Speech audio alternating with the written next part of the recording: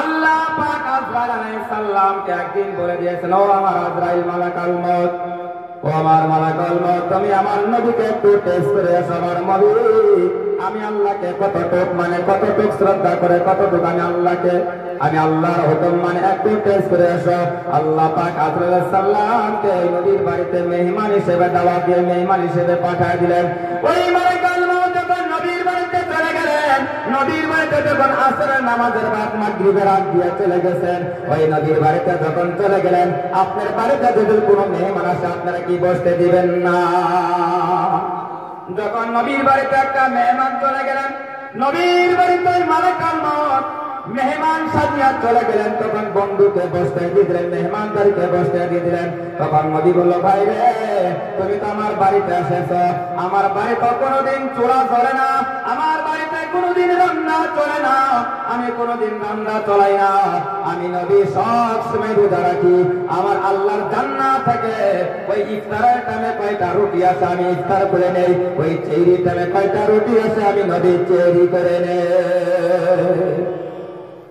নবী কি বললেন, বন্ধু তুমি তো আমার বাড়িতে এসেছো, এখন তো আমার বাড়িতে কোনো খাবার দাবার নাই, কারণ আমার বাড়িতে কোনোদিন চুলাই চলে না, আল্লাহ পাক যা দেয় আমি তাই খাই।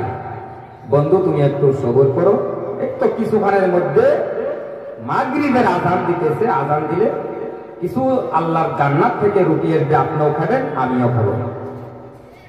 যখন মাগরিবের আযান দিয়ে দিলেন, আল্লাহর জান্নাত থেকে কয়েকটা রুটি আসলেন, ওই নবী মালাকুল মউত রুটি খাইতে দিলেন। মালাকুল মউত কি রুটি খাবে গো? মালাকুল মউত কি খানা খাবে? মালাকুল মউত তো আর খানা খায় না। ওই নবী ইফতার করিয়া যতটুক বেশি ছিল আল্লাহর জান্নাতে পাঠিয়ে দিলেন। রাত্রে আবার তৈরির সময় আবার ওই মেহমানকে খাইতে দিলেন, মেহমান তো আর খায় না। ওই নবী রোজা রাখলেন, রোজা রাখি যখন ফজরের নামাজ শেষ করলেন, তখন বললে, বন্ধু তুমি কাল আসরের নামাজ বাদ আমার বাড়িতে এসেছো, চলো আমার দেশটা একটু আমি তোমাদেরকে ঘুরে ফিরে দেখাই। আচ্ছা যদি গুয়াহাটি থেকে একটা মেহমান আপনার বাড়িতে আসে আপনি কি বলবেন না, ও বন্ধু চলো আমরা এই সিংড়িমারি টাউনটা আপনাকে একটু দেখে নিয়ে আসি? বলবেন না আপনারা? নিশ্চয়ই বলবেন। যেহেতু মেহমান আসেছে, মেহমানকে তো দেশটা দেখাইতে হবে। তখন নবী ওই মেহমানকে নিয়ে দেশটা ঘোরাফেরা করতে লাগলেন। যাইতে যাইতে যাইতে যাইতে একটা গুম ক্ষেত ধরা পেলেন। ওই গুম ক্ষেত কত তোমার গুম ধরি আছে, গুমটা পাকি আছে। মালাকুল মউত বলল, আমার বন্ধু এত সুন্দর একটা গুম ক্ষেত দেখা যায়, চলো কয়েকটা গুম খুশা নিয়ে পুরা দিয়ে খাই, বড় শান্তি পাবো। নবীকে টেস্ট করা শুরু করলেন। নবীকে এখন টেস্ট করা শুরু করছে। মালাকুল মউত ওই নবী বলল, ভাই রে তুমি তো হালাল খাইতে চাও না, অন্যের মাল খাইতে চাও, অন্যের মাল খাওয়া আল্লাহ বরদাস্ত করবে না, আল্লাহ কোনদিন ক্ষমা করবে না। বাইরে অন্যের মাল খাওয়া যাবে না। আবার টুক টুক টুক টুক টুক টুক করে হাইতে চলছে। যাইতে যাইতে যাইতে যাইতে একটা বকরির পাল পেলেন। একটা বকরির পাল দেখিয়া, সুন্দর একটা বকরি দেখিয়া মালাকুল মউত আবার বলল, আমার বন্ধু এত সুন্দর একটা বকরি দেখা যায়, চলো এই বকরিটা জবা করে কয় টুকরা মাংস রান্না করে খাই নেই, বড় স্বাদ পাবো, বড় আরাম পাবো। তখন নবী বলল, নবী বলল, আমার বন্ধু তোমাকে তো আমি চিনতে পারলাম না, তুমি কে? তোমাকে তো আমি চিনতে পারলাম না, তুমি তো হারাম খাইতে চাও, হালাল খাইতে চাও না, তোমার পরিচয়টা আমাকে একটু খুলে বলো না। এতক্ষণ পর্যন্ত নবী মালাকুল মউতকে চিনতে পারে নাই। কাল আসর থেকে নিয়ে রাত গেছে, আসর রাত গেছে, আবার দিন পর্যন্ত বেড়েছে, কিন্তু মালাকুল মউতকে আর নবী চিনতে পারে নাই। যখন মালাকুল মউত বলল, ভাই আমাকে চিনতে পারেন নাই? বলে, না আপনাকে আমি তো চিনতে পারি নাই। বলে, ভাই রে আমি সেই হচ্ছি মালাকুল মউত আজরাইল আলাইহিস সালাম। তখন নবী একটা কাউটা ছাকা দিয়ে উঠলো, ভাই রে এটাই আজরাইল আলাইহিস সালাম, আমি আমার সঙ্গে কাল থেকে ঘোরাফেরা করতেছে, আমি মালাকুল মউতকে এখনো চিনতে পারলাম না। তখন বলল, ভাই রে তুমি দেখা রাত থেকে নিয়ে পর্যন্ত এই পৃথিবীর যতগুলো জান কবজ করেছ, তুমি কিভাবে জানটা কবজ করলা? তুমি তো এক মুহূর্ত আমার ছাড়ি যাও না। তখন নবী কি বললেন? তুমি কাল আসর থেকে নিয়ে আমার সঙ্গে ঘোরাফেরা করতেছেন, একসঙ্গে আসি, আপনি তো এক মুহূর্ত আমাকে এড়েন নাই, আপনি জানলে কেমনি কবজ করলেন? মারা গেল বন্ধু, আল্লাহ পাক আমাকে তো ক্ষমতা দিয়ে দিয়েছে। আল্লাহ পাকে পৃথিবীর যত জান আছে সমস্ত জান আমার এই দুইটা হাতের মধ্যে দিয়া দিছে। এই দুইটা হাতের মধ্যে জানটা দিয়া দিছে।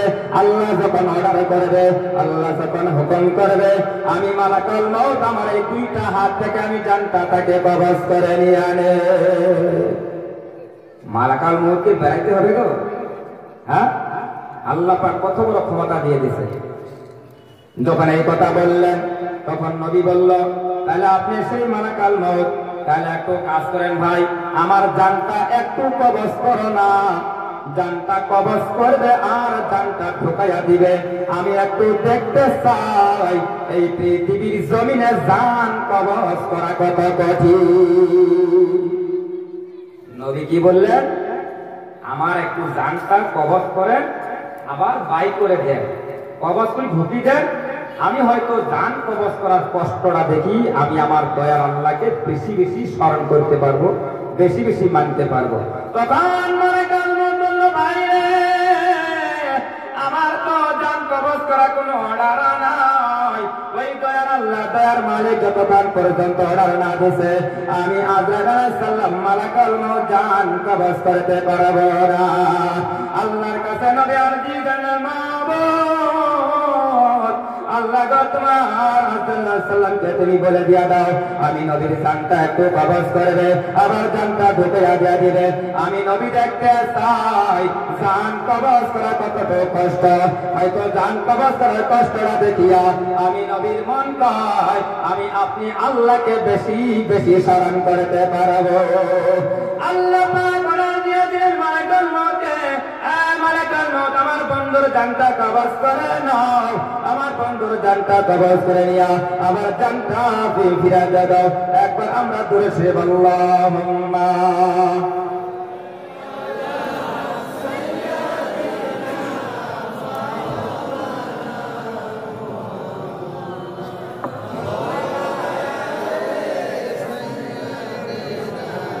মাওলানা মুহাম্মদ আল্লাহুম্মা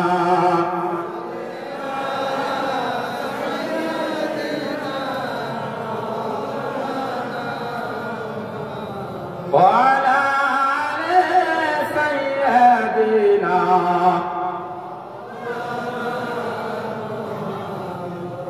নবীর নাম শুনে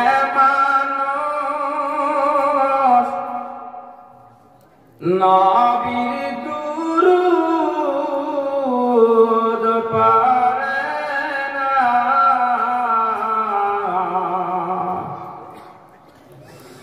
রোজ হাসরে ভাইজান তারা ওই নবীর দেখা পাইবে না। আল্লাহুম্মা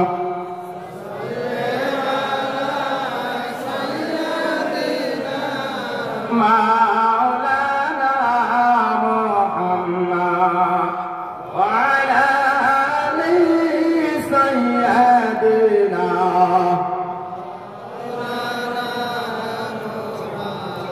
আল্লাহ পাক অর্ডার দিয়ে দিলেন, মালাকুল মউত আমার বন্ধুর জানটা তুমি একবার কবজ করে নাও, আবার জানটা ঢুকাইয়া দিয়ে দাও।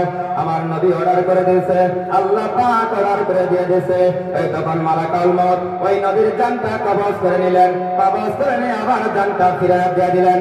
জানটা ফিরিয়ে দিয়ে আবার মালাকুল মউত বলতেছে, ও বন্ধু তুমি বলো তো তোমার জানটা কবজ করা কেরকম কষ্ট পাইছে?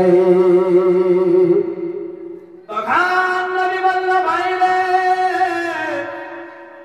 একটা জীবিত মানুষের মাথায় থেকে নিয়ে চামড়া যদি টানিয়া টানিয়া টানিয়া টানিয়া টানিয়া যদি পাও পর্যন্ত নেওয়া একটা জীবিত মানুষের মাথায় থেকে চামড়াটা যদি টানিয়া টানিয়া পাও পর্যন্ত নেওয়া হয়, আমি নবী তার বেশি বেশি কষ্ট পাইছি।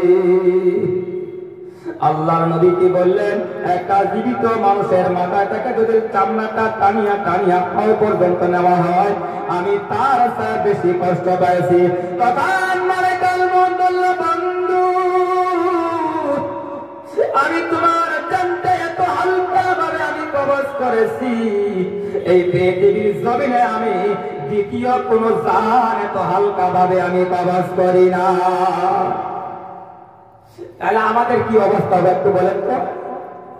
এত হালকা ভাবে কবজ করেছে, তার মধ্যে নবী কি বলছে যে একটা জীবিত মানুষের যদি মাথায় থেকে পাও পর্যন্ত যদি চামড়াটা টানিয়া টানিয়া নেওয়া হয়, তার সে ভঙ্গ, তার সে কষ্ট নবী পেয়েছে। তাহলে আমাদের জানটা আরো কিরকম কষ্ট হবে একটু বলেন তো দেখি। আবার নবী বললেন, বন্ধু তুমি তো আমার জানটা কবজ করলা,